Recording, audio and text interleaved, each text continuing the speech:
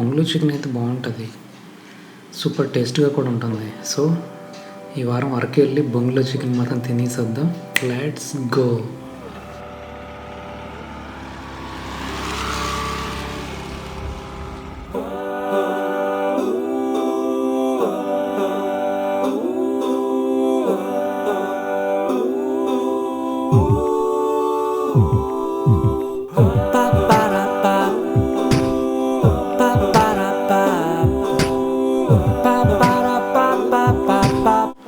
So ముందుగా చూసారు కదా, ఈ బ్యాంబూ స్టిక్స్ ఉన్నాయి. ఈ బ్యాంబూ స్టిక్స్లో చికెన్ని మైగ్రేట్ చేసి, అంటే సాల్ట్ మసాలా అన్నీ కలిపేసి, ఆయిల్ అంతా కలిపేసి ఈ యొక్క అంటే బ్యాంబూ యొక్క దీనిలో వేసేస్తారు.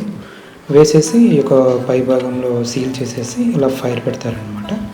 ఇలా ఫైర్ కాలుతూ ఉంటుంది. లోన కూడా చికెన్ కూడా ఒక స్టీమింగ్కి ఫైర్కి ఈ కర్ర కాలుతూ స్టీమింగ్లో బాగా అది అంటే ఉడికిపోతుంది. టేస్టీగా అంటే ఫ్లేమ్ టేస్టీగా వస్తుంది.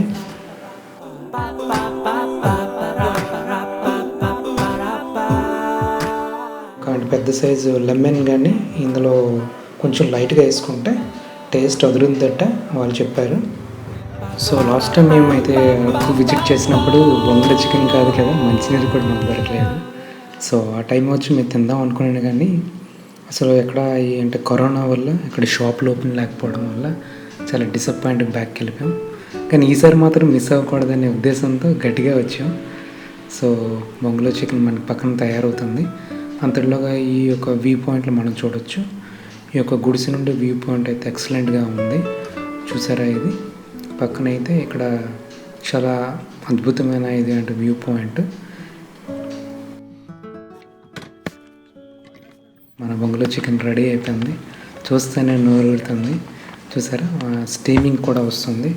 స్మెల్ కూడా, ఎరోమా కూడా చాలా బాగుంది. ఇట్స్ చూస్తేనే బాగా ఉడికిపోయి కూడా చికెన్ ఉంది. సో ఇంకా లేట్ చేయకూడదు, తొందరగా తినేయాలి. చాలా రోజుల నుంచి చాలా అంటే వెయిట్ చేస్తున్నాను. ఇప్పటికే మౌత్ అంతా కూడా వాటర్ వచ్చేస్తుంది.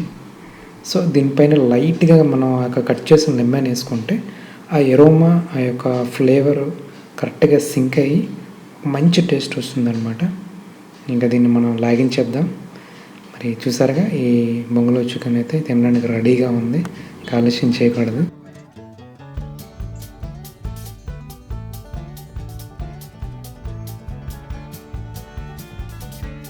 ఏ మాటగా మాటగానండి, బొంగులో చికెన్ అంటే బొంగులో చికెన్ అండి, ఆ టేస్ట్ వేరు.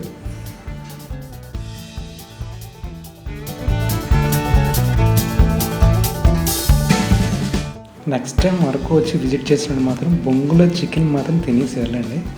ఈ టేస్టే వేరు, ఈ యొక్క ఫ్లేవరే వేరు. డోంట్ మిస్, డెఫినెట్గా తినేసి వెళ్ళండి. ఇది స్టీమ్ ఫుడ్ కూడా, హెల్త్కి కూడా మంచిది. Don't miss.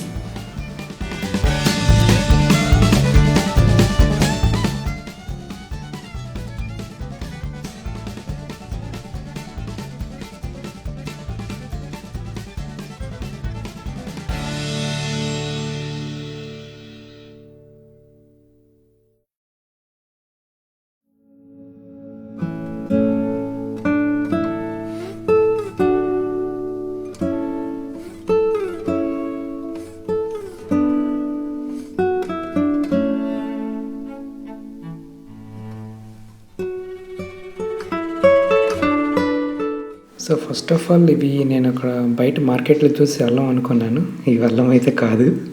ఆవిడ నేను అల్లం అనుకుని చాలా యాక్సిడెంట్ ఫీల్ అయ్యాను. ఇది అల్లం కాదు, ఇది పచ్చి పసుపు అనమాట. సో ఇటు పక్కన ఎరోమా మాత్రం సూపర్గా వస్తుంది. ఇంకా ఆ స్మెల్ కూడా చాలా బాగుంది. సో అలాగని ఇది ఒక 2-3 వాటాలు అయితే తీసుకున్నాను.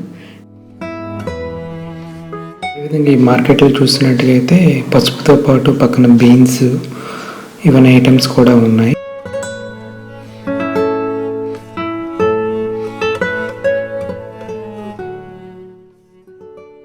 దుంపలు అయితే చిన్నగా ఉన్నాయి, నాకు నచ్చలేదు, నేను వద్దని చెప్పేసాను ఆవిడకి. పక్కన చూసుకుంటే మనకి ప్రకృతి సేద్యమైన ఫుడ్. యాక్చువల్గా ఈ యొక్క పురాతన కాలంలో ఇటువంటి ఫుడ్స్ తినేవారు. ఇవంతా స్ట్రెంగ్తీ ఫుడ్. ఇవైతే వీటికి కొర్ర బియ్యం అంటారు, ఇవైతే అలుసులు,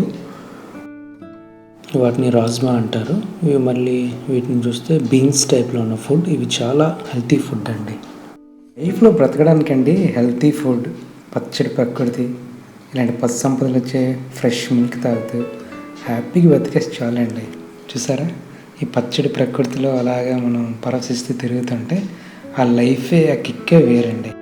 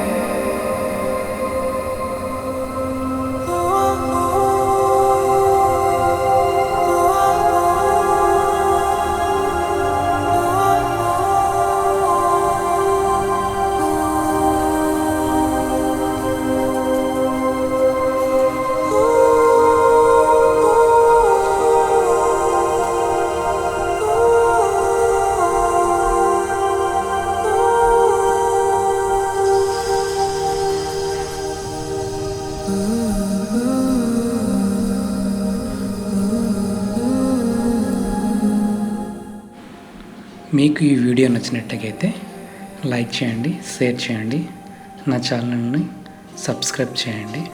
ఇంకా మరెన్నో మంచి వీడియోలు మీకు త్వరలో అందిస్తాను. Thank you. This is Raj Kumar signing off.